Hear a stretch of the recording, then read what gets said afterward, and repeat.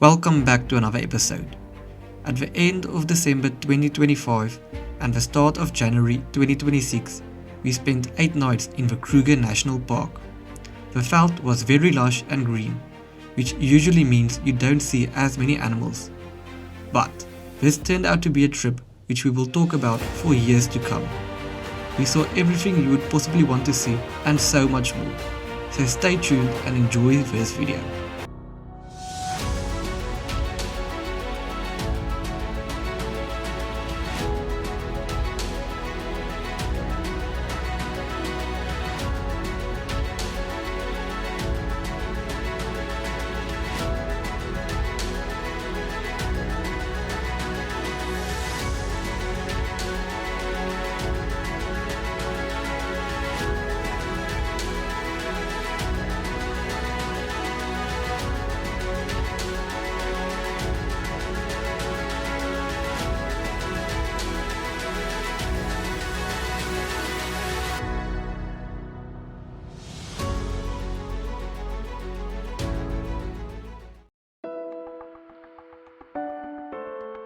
We entered at Orpen Gate and stopped at Bobbejaankran's for a cup of coffee. It was already evident just how green the veld was. We were also very happy to see lots of little wildebeest, zebra and impalas. This is one of the biggest benefits of coming in the rainy season. On our first afternoon drive, we already found some lions. It may not be the best sighting, but at least it was a start.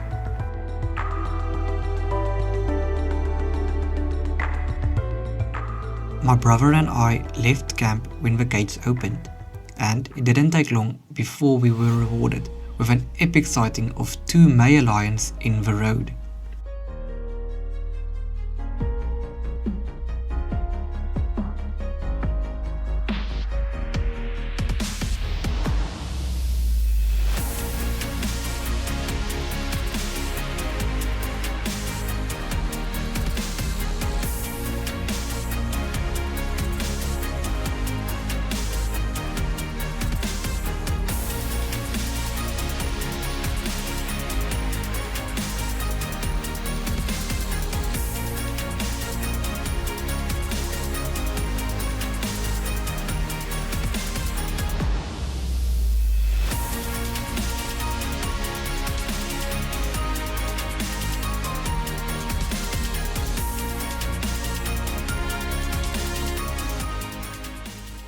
Once the lions walked into the bushes, we continued with our drive. About an hour later, we found 2 more lions. They were not as close to the road as the first ones, but we still had a good view.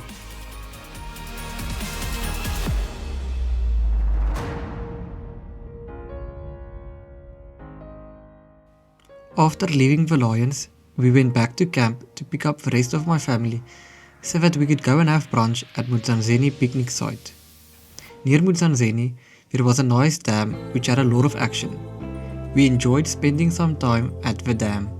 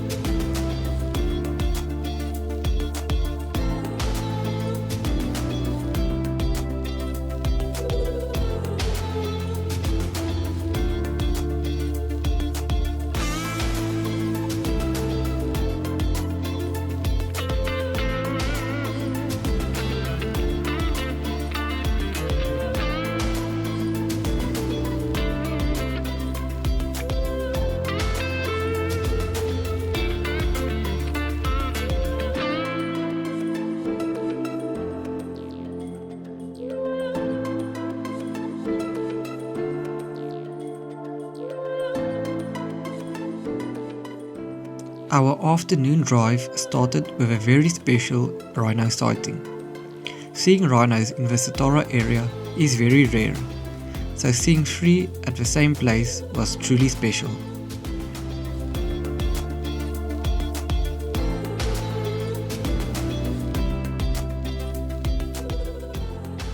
The rest of our afternoon drive was quite quiet, but about 500 meters from camp there was a big traffic jam, and we soon saw the reason why. There was a male lion in the road, but he eventually moved off into the bushes. He was accompanied by a lioness who stayed in the road. Because of all the cars, we only quickly stopped for a couple of pictures before heading back to camp.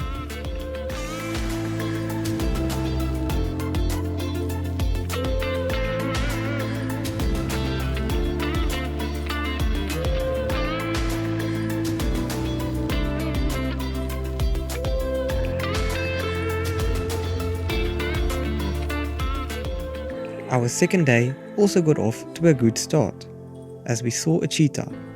Initially he was walking around and being active, but just as we stopped the car, he lay down, and his head was barely visible in the tall green grass. But this was still a very good sighting and a great way to start the day.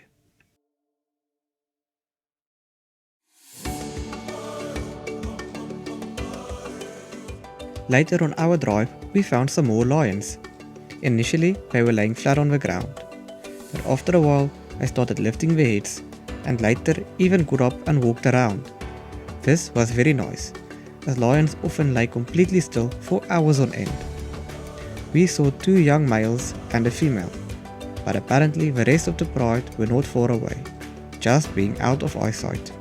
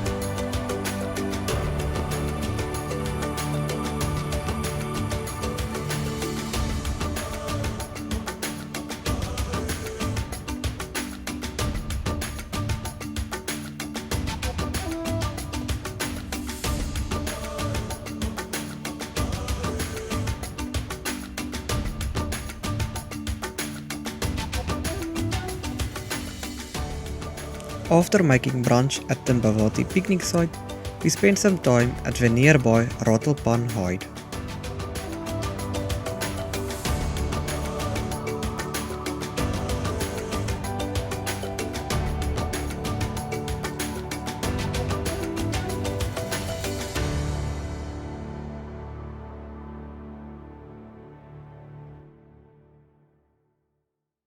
After leaving the hide, we had our first leopard sighting of the trip, but it was very far away. I used a 600mm lens, which is a big lens, and this is the closest shot that I could capture. If someone hadn't shown us the leopard, I doubt we would have seen it, as it was very difficult to see with the naked eye. Still, it always feels good to see a leopard, even one that is so far away. When we got back to Satara, we heard that there were lions at the nearby Nsamani Dam. So me and my girlfriend decided to try our luck and head over there. Luckily, when we arrived, we were greeted by 2 beautiful male lions.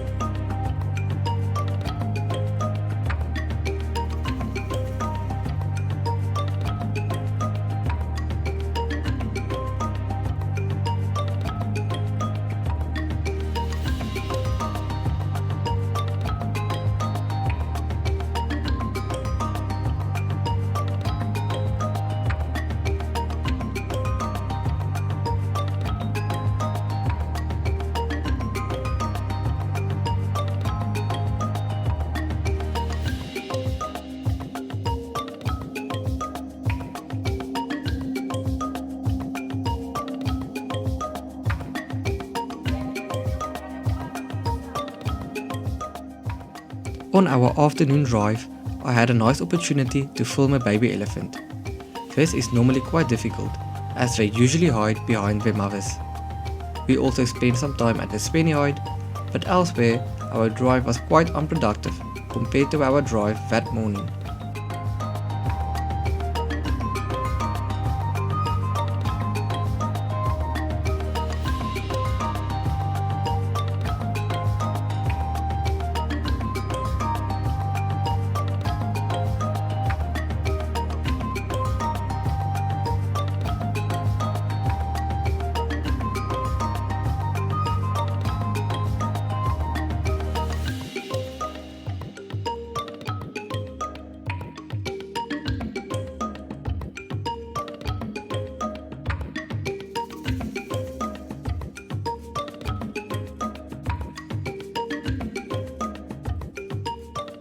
On our final morning drive from Satara, we were blessed again with another rhino sighting.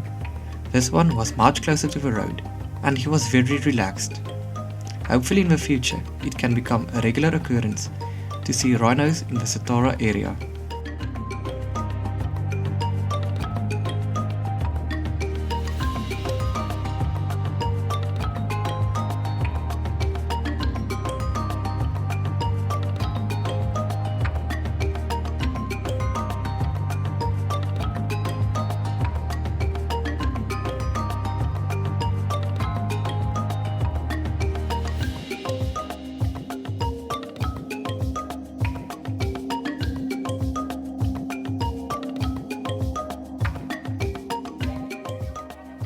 And then we had our best lion sighting for our stay at Satara. We drove right into a pride of lions. They were laying in the road and out in the open. Later, some of them started getting up and walking between the vehicles, and got so close that we needed to close the windows. It was very special being so close to them and being able to make eye contact with them. For some reason, there also wasn't a lot of other vehicles, which, for me, made the sighting even better.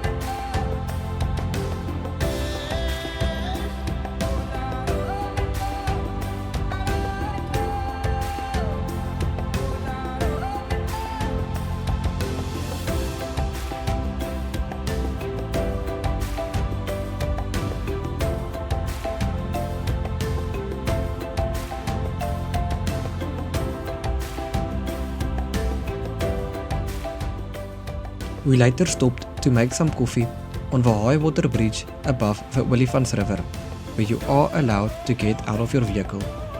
It is difficult to imagine that 3 weeks later, during the floods, this bridge was underwater. This male lion tried having a staring contest with me, but he blinked and I won. But in all seriousness, it is quite frightening having a huge male lion stare right into your soul. Even though we have seen plenty of lions so far, a lion sighting always remains special.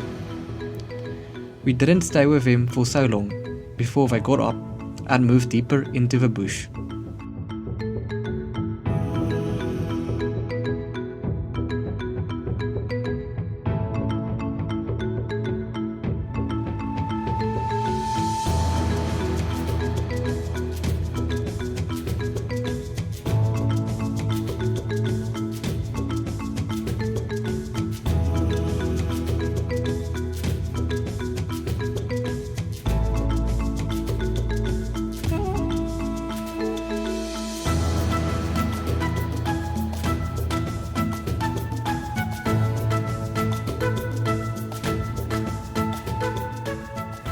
It wasn't long before we had yet another lion sighting, this time a big pride of more than 10 lions, including a couple of younger ones.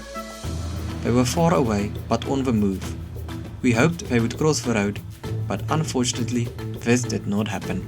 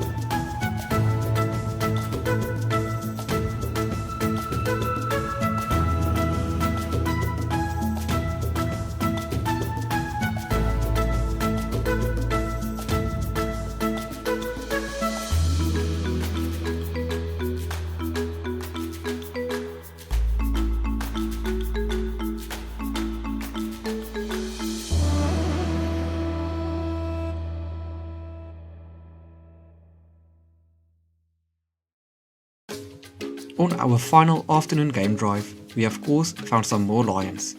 This male was right next to the road, but all the attention was elsewhere. About 50 meters behind him, under a bush, apparently lied Casper, the famous white lion. Unfortunately, I was unable to verify this from my photos.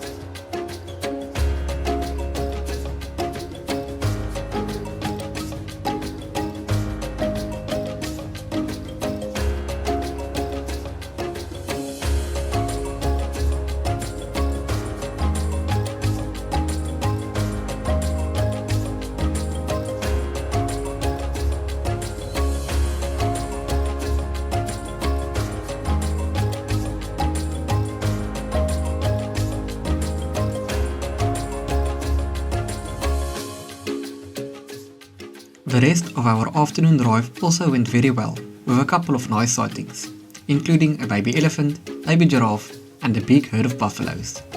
It ended with yet another lion sighting, this time a lone female at the Nsimani Dam, where we previously saw the two male lions.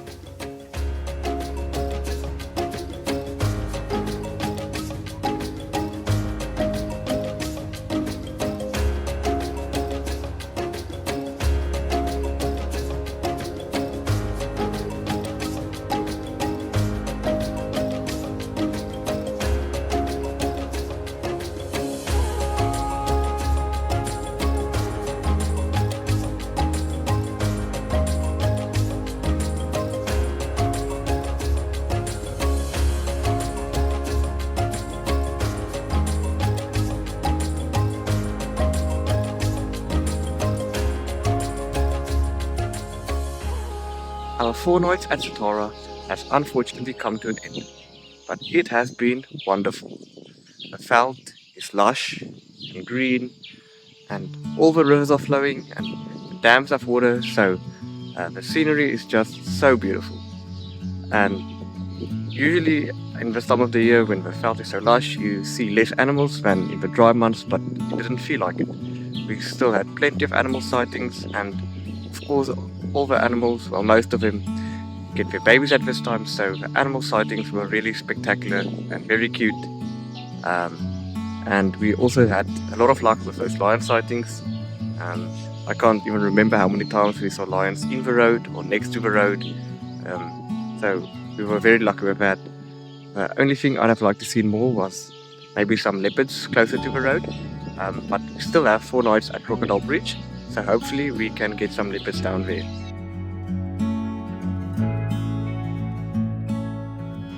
Thank you all for watching. I hope you enjoyed the episode. If you did, please come back for part 2, where we spent 4 nights at Crocodile Bridge. Somehow, our luck there was even better.